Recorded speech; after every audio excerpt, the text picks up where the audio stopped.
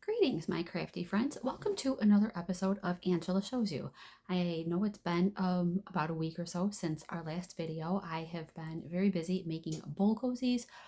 It has actually taken up quite a bit of my time. I had a few friends who wanted some for Christmas gifts, so I have been away for a little bit, but now we are back and I have a project that I wanted to share.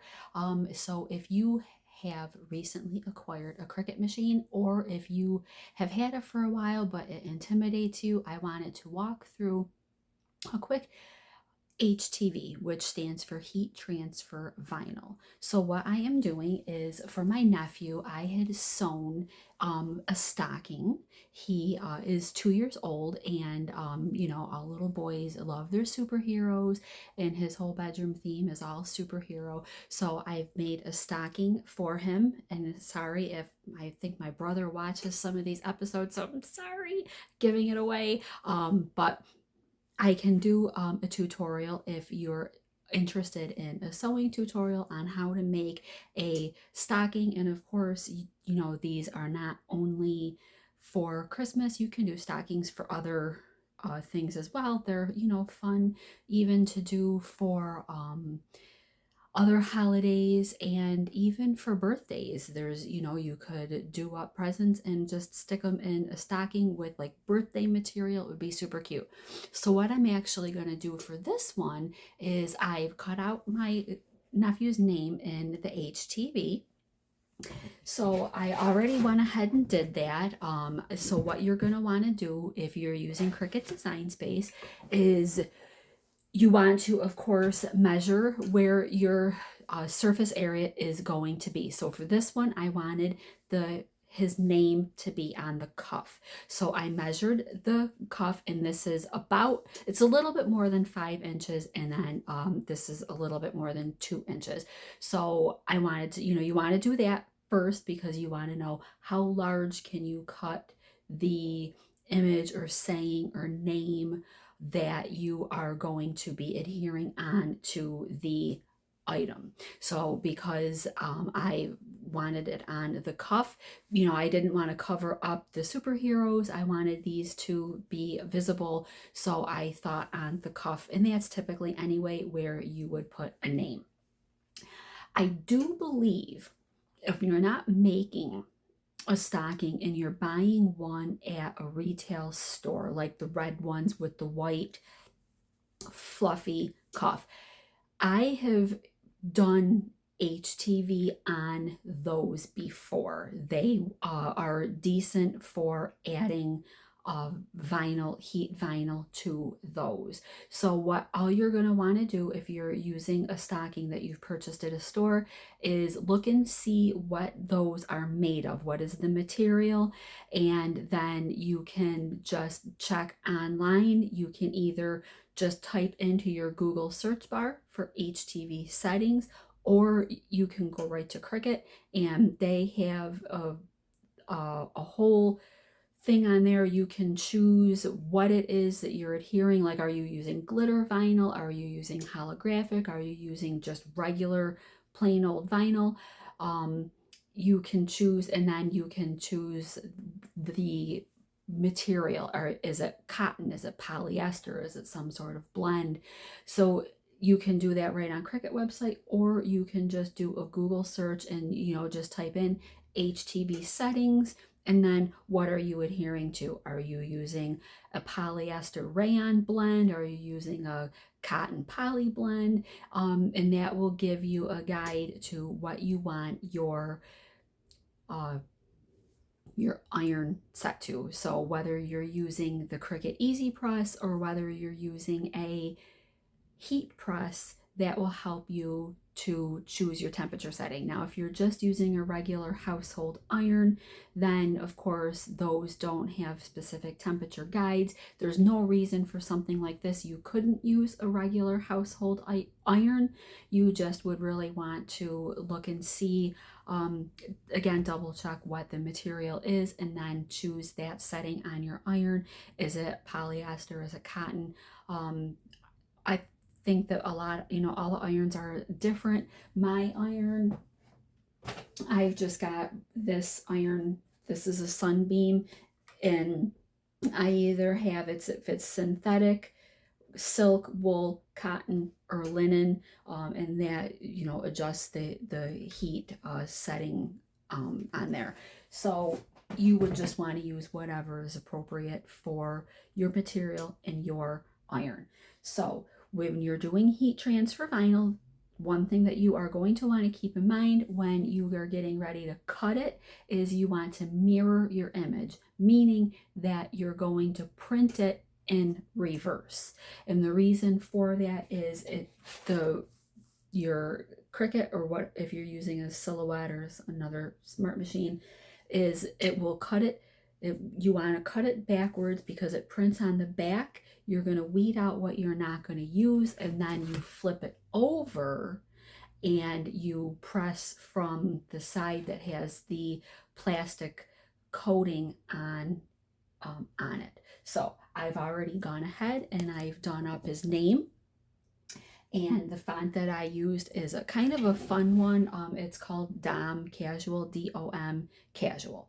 So then the next step that you're going to want to do is, I always like to peel the mat away from the vinyl.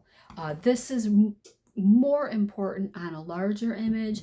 It's very important on cardstock, and I also like to do this on just regular vinyl as well. It's just a good habit, and the reason I like to flip it over and peel the mat away from the item is that way you don't curl it. If you're using cardstock and you pull it, then you may notice a little bit of curling. So if you do it this way and you peel away, then your vinyl or your cardstock lays flat. This mat is well used. It doesn't really have much sticky left to it.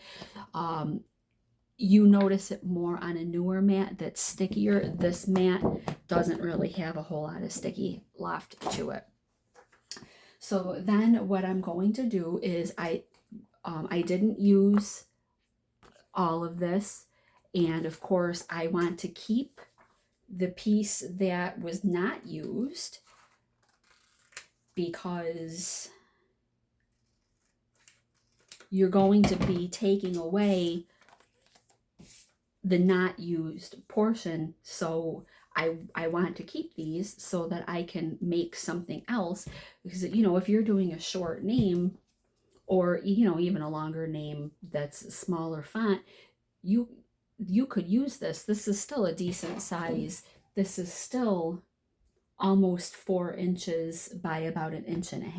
So you still have enough here to do something with, and you know, this stuff is not cheap. So make the most of it that you can. So what I'm meaning by when you're weeding it is you're just going to be removing everything that's not being used on your print. So we're just going to just simply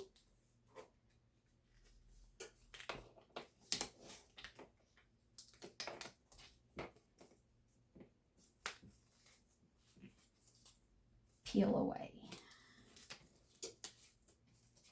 So now what we have left is just the name.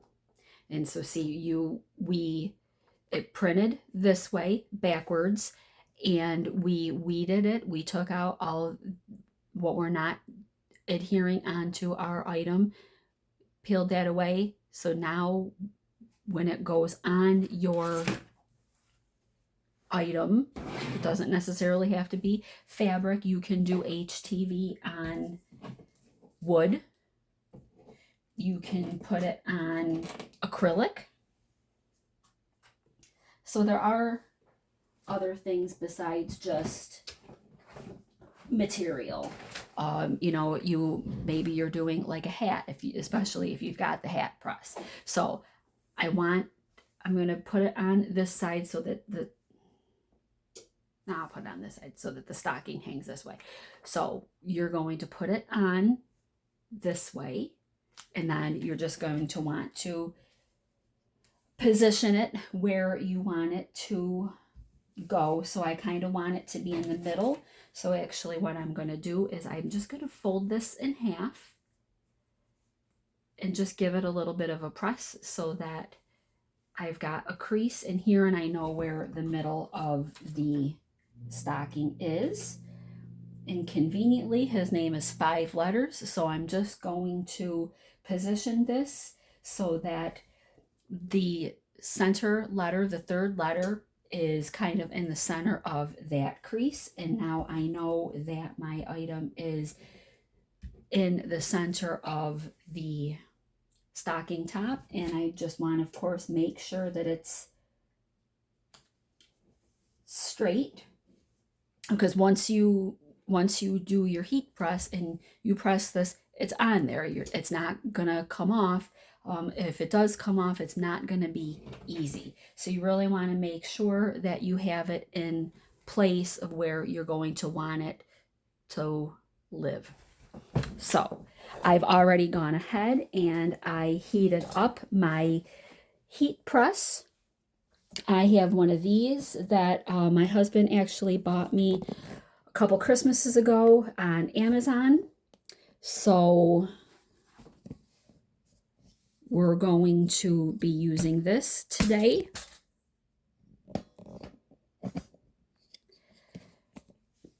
So I'm just gonna pop it on there.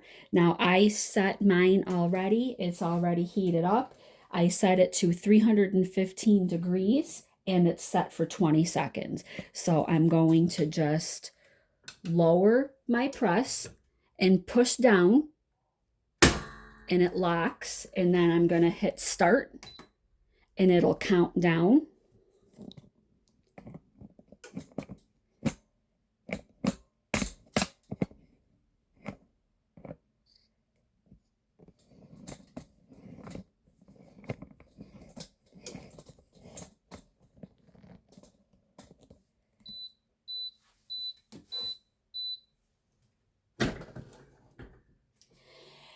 And then another thing that you are just going to want to know as you're getting started with your heat press is, and the heat vinyl that you're using, whatever it is, if it's glitter vinyl, if it's HTV, if it's holographic, whatever it is that you're using, you are just going to want to check on from the manufacturer, what they suggest as far as when you peel this off. Some vinyls are hot peel, some are warm peel, some are cool peel. So you're just going to want to look and see.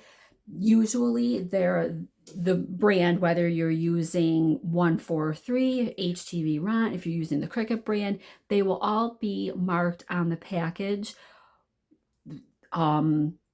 what they recommend you use as your peel. And some of them will even come with some sort of guide for the time and temperature depending on a material that you're using. So what I like to do when I'm getting ready to peel it is I like to just peel a little bit of it and see, is this coming off easily? Is it going to peel off? If it's still sticking to the paper, go ahead and press again for another 5 to 10 seconds. You always want to do less and stick back under your heat source. If you use a setting if you use a temperature that's too high, or if you leave it under your heat press for too long, you can actually scorch your material or your item. So you just want to check it first. It's always best to be a little on the low side and go back in than it is to overcook, basically. So this was peeling right off. So I'm just going to lay it down and I'm just going to peel. And there we go. Now this was kind of a gold color, holographic. I think it looks pretty cute in the light, and it's hard to tell a little bit in the light, but it actually does pop off enough off of the gray that I used on here. but I think that's cute with all the different colors, and I thought that that would look good too with, I have like a silver HTV and I didn't really want to use silver because this is gray. I thought about using a red HTV, but I think that this one is really super cute. So this is a great way to personalize those Christmas items that you, whether or not it's something that you're making, or if you go to Target or Walmart and you pick up a stocking, you know, I know they've got a lot of really cute ones besides just the red ones. They do have the Disney ones, and they've got you know, all the characters depending on where you shop. So if you want to personalize it, that is how you do it. So it's super easy, and it's just a fun way to jazz up someone's gift. So I hope that you found this helpful. I hope that you'll give this episode a thumbs up and keep an eye for other projects that I've got coming your way. Take care. Have a happy crafting experience.